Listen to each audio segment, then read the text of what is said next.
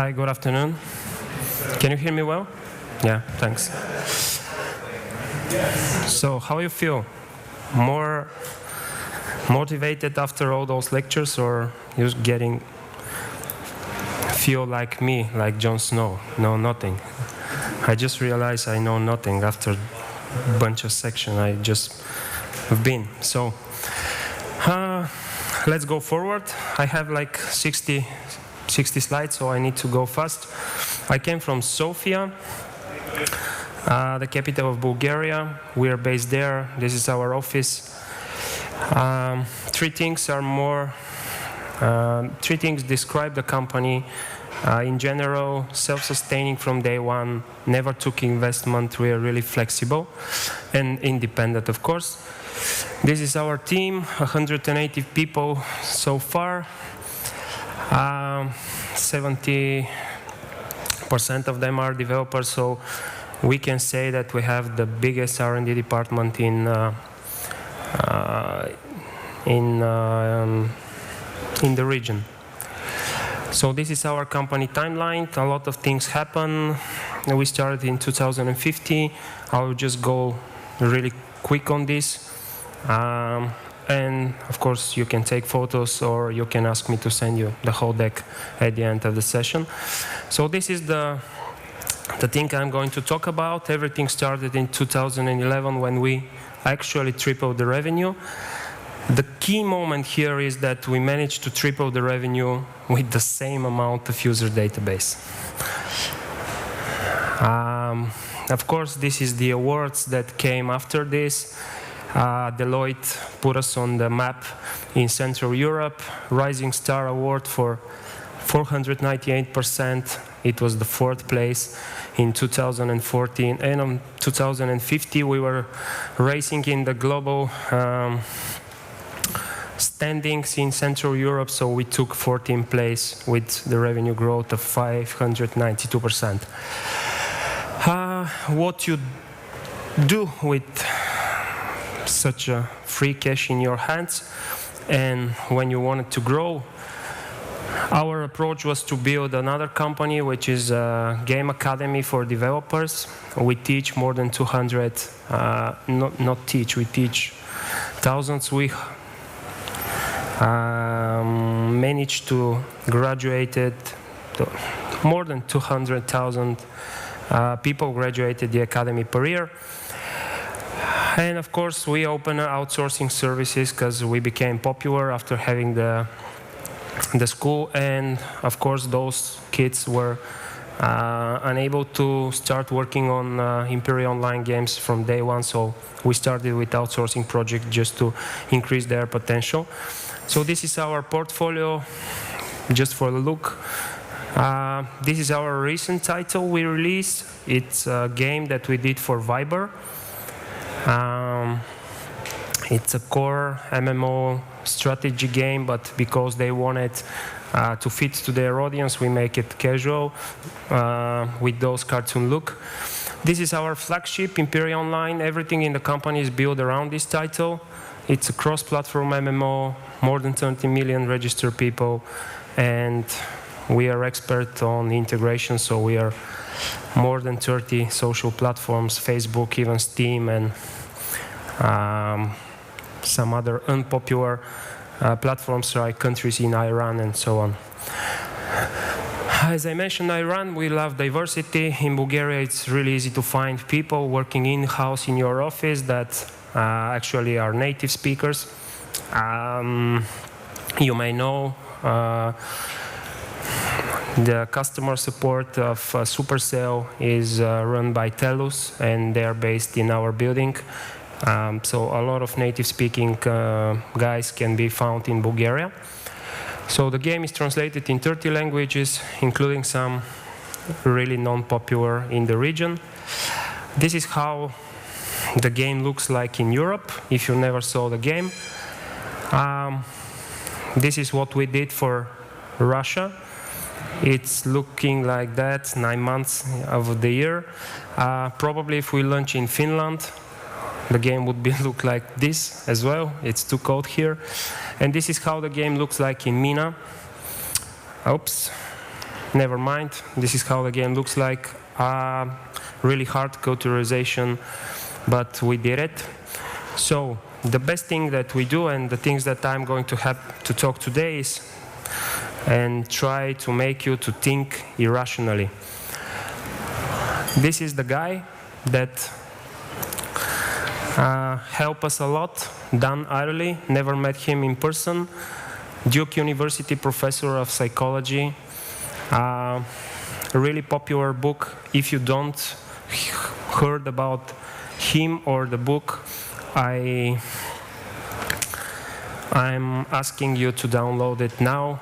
Even you can find a free copy, but go to Amazon.com and get the book. It's amazing.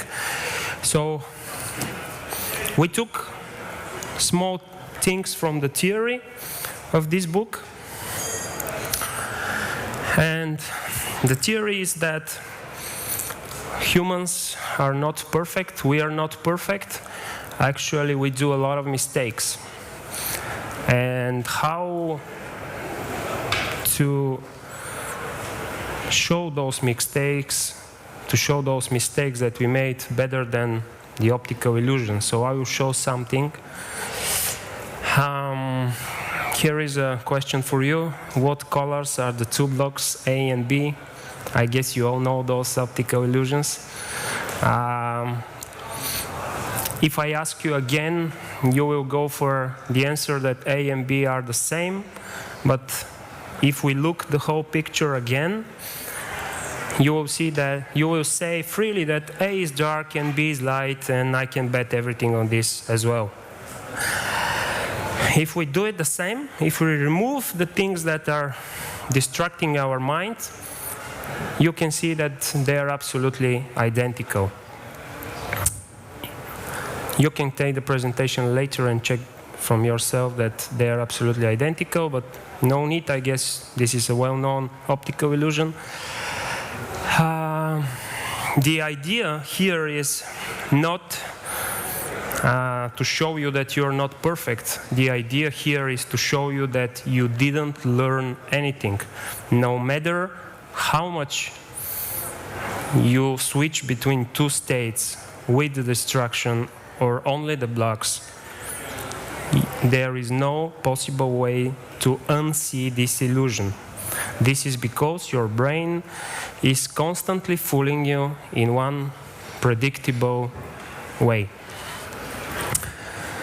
So this is something that I add just to be able to explain you later what we did. I call all those surrounding elements on this picture, different than blocks A and B, the decoy. Those are the elements that will help you to see the illusion. Yeah, I said it, we are not perfect. Why is that? I think everyone will agree with me, because if you take a look at vision, we use the biggest part of our brain to do vision. We do vision more hours per day than anything else, and we are evolutionary designed to do vision.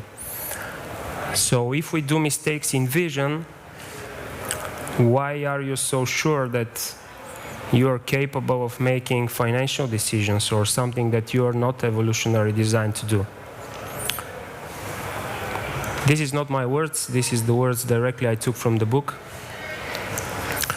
So, in optical illusions, it's really easy to demonstrate mistakes, but in cognitive illusions, it's really difficult. So, the guys that are taking care of psychology in the university, they do experiments over the past years with students just to prove that we do mistakes in cognitive illusion, and there are things called cognitive illusions.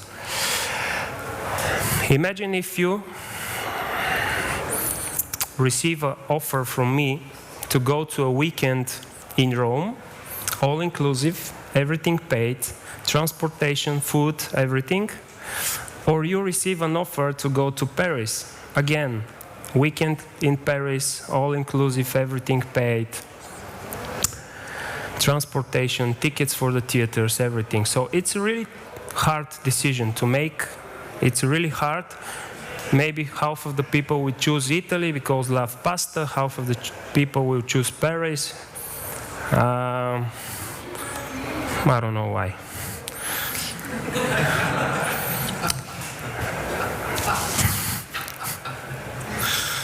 So, but what if we add a third options, right? If we add a third option, is it going to be even harder decision? Like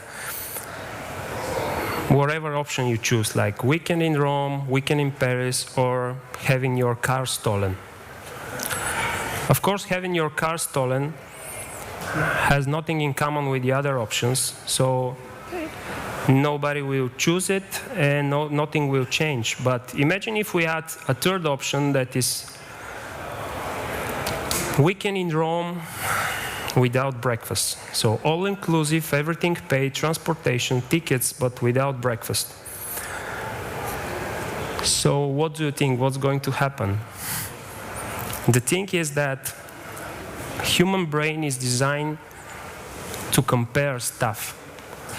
So once you offer weekend in Rome without breakfast, people will choose weekend in Rome all-inclusive. In this case, weekend in Rome is not only popular than the other option without breakfast, but turns out that weekend in Rome is the dominated option in your choice, your student's choice that do the experiment.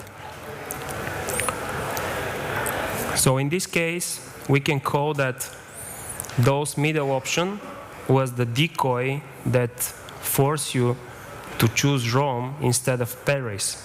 And this decoy was precisely designed by the guys that are asking the question. And of course, they can do Paris without breakfast if they want you to choose Paris. I think you start understanding what I'm talking about. But later, when I show the screens from the payment page of our game, you will understand it clearly. So this is a subscription of the Economist magazine. 3 options again. Only web access, $59. Only print copy for $125. Or you can have both for $125. So who will choose the middle option? I guess no one, and it's right, no one. If Dan Arley and his colleagues run these experiments to 1,000 students in the MIT University, they showed this ad, and they saw that 60% will go for the web access, and the 85% will go for the combo deal. So nobody wants the middle option that shows that people can read. So, but if you have an option that nobody wants, you can remove it, right? So once they remove the option and run the same experiment with 1,000 students, this was the result. The least popular became the most popular, and the most popular became the least popular. So people right now will start choosing only web access, and majority of them were choosing the smaller amount. In this case, the middle option was the decoy. It was useless in the sense that nobody wanted, but it was really important to put an anchor in your mind that the print copy cost $125, so you start calculating how much you are winning by choosing the combo deal, right? And of course, if you start calculating, this increased the sales with 43%. So what we did when we read about this theory was how to create a decoy option. So this was our basic screen back in the time, and oops, everything was like normal. You see those type of screens in the game: €5, €10, 20, 40, 100, 200, and 400. Bonuses start from the middle of the screen and so on. So people were familiar with those. So we were thinking, if we add an option that is worse, like adding an option Rome without breakfast, is not going to work for us. So we need to give more, right? Oh, first of all, we decided to put labels. So we decided to focus people not on €4.95, not on €5, but to show them that a lot of guys are buying for €40. So we put labels. Those labels are absolutely fake. Yeah, still fake. But the result wasn't so good. So we decided to go deeper and to use the theory. And we decided to do this.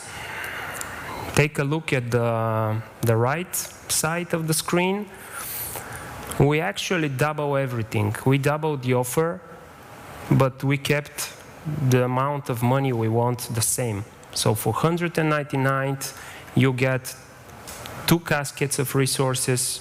You had double the amount of the virtual currency. And yep. So this was the result. We were happy about it, drinking champagne, spending already money that we don't have. So we think that we were really clever. Yep.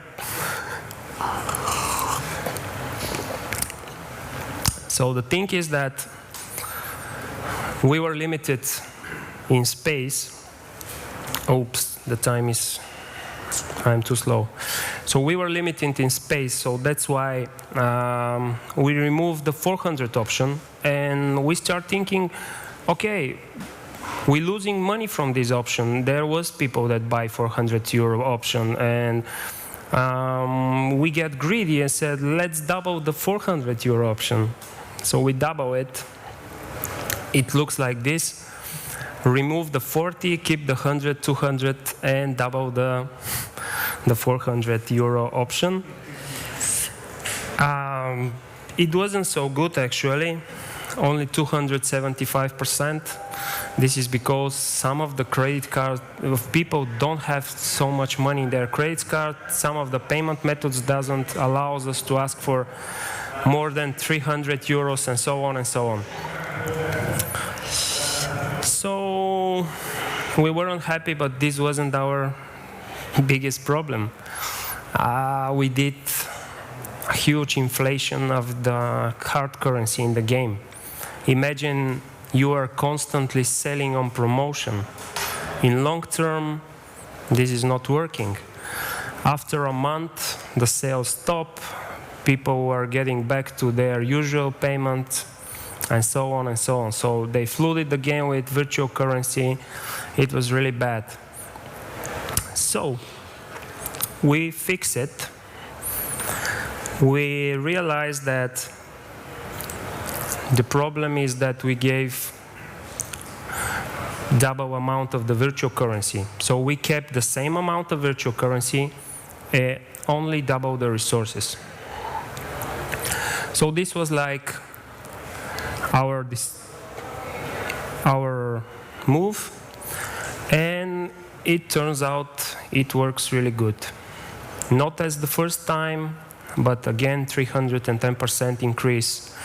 And of course almost no side effects, because again we removed the biggest package. So again we got greedy and we wanted to have back the biggest package, so we did dynamic screens, like if you are whale, you already spent 200 in our game, you will see the 400 package. But if you are not, if you are a small spender, The irrational offer actually will show you on the next step that you need to take. So if you buy only for 20, the irrational offer, you can see the double of the resources would be on 40.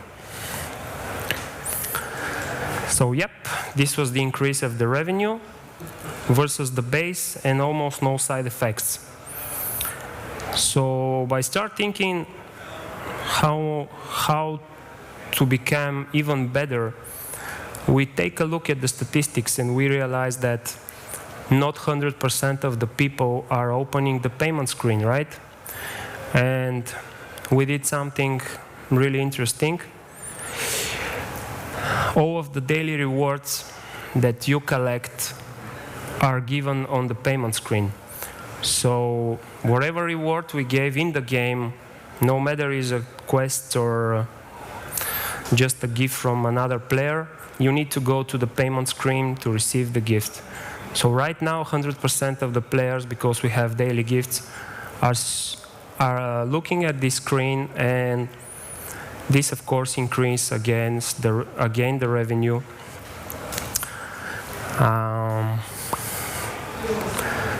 So the whole idea of this thing is, I don't have time. I'm over time 1 minute. I have only one sentence. Yeah. I have one more thing to say.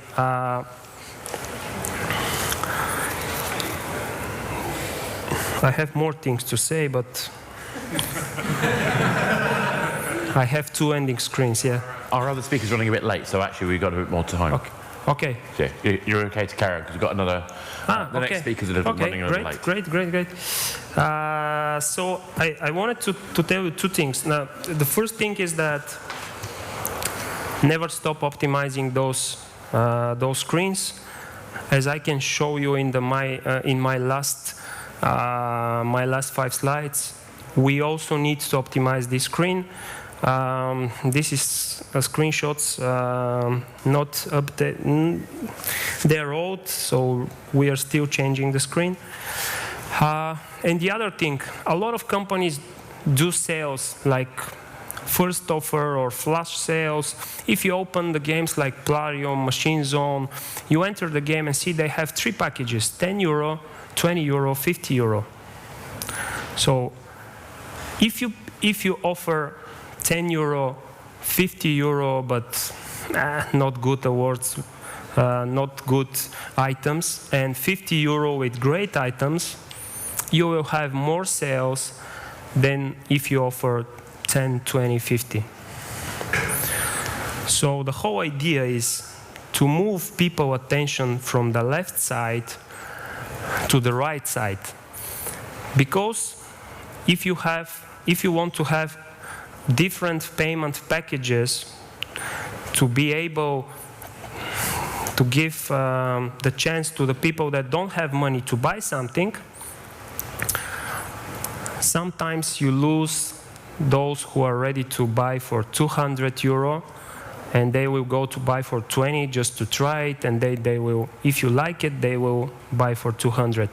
If you manage to move the attention from the first package to the last package, this is the things that we do. People will start asking questions, why they give the same amount of money, why they give double resources for the same amount of money. They think that we did mistake, they bought it, but in the second that they start discussing this, they already forget about 5 euro, 10 euro, 20 euro, right? They just start focusing on those packages for 200 or 400. So this is the whole idea and why this is working. So I just wanted to say something. If you take a closer look at the slides that I just showing, you will see that our price tags are not perfect. So yeah, I had a story here. If you go to the market and want to buy, for example, jam or something that you are not familiar with how much it costs, you go to the shop and see jam for 2, jam for 10, and jam for 35 euro. I never go with the €2 gem. My grandmother will think I'm cheap. So it turns out that it's not only me. 80% of the people will choose the middle option. So here is a great idea for the guys that sell gem, or like us, the guys that sell gems or diamonds or anything. If you just increase the middle option with €5, it actually will bring 35% more revenue at the end of the month.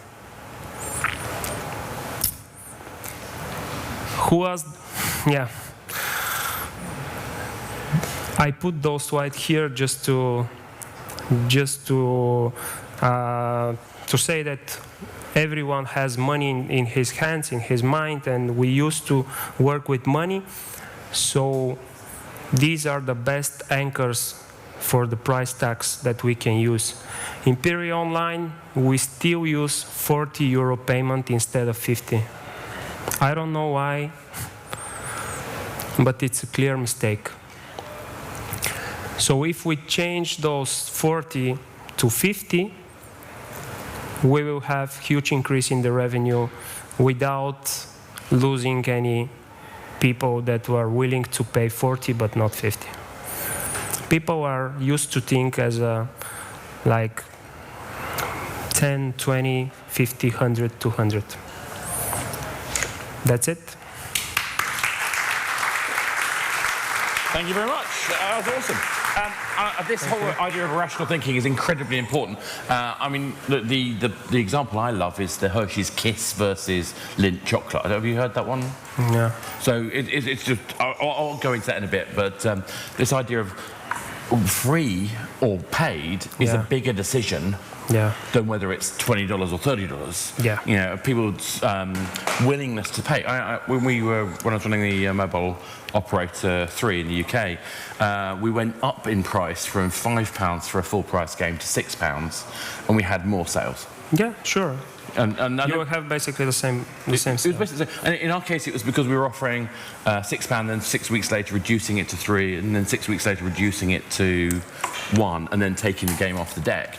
And we found that was an incredibly powerful and actually very ordinary retail strategy that works everywhere else. And I think that's what I find really interesting, is a lot of this stuff is available in everyday life. We see this stuff happening all the time, don't we? Yeah, a lot of retail stores are using these techniques. A lot of, I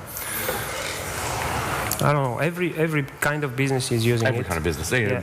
Whether it's holidays, cafes, you name it, it's available everywhere. Well, thank you very much. Thank you, it was a pleasure. Great talk. Thank you.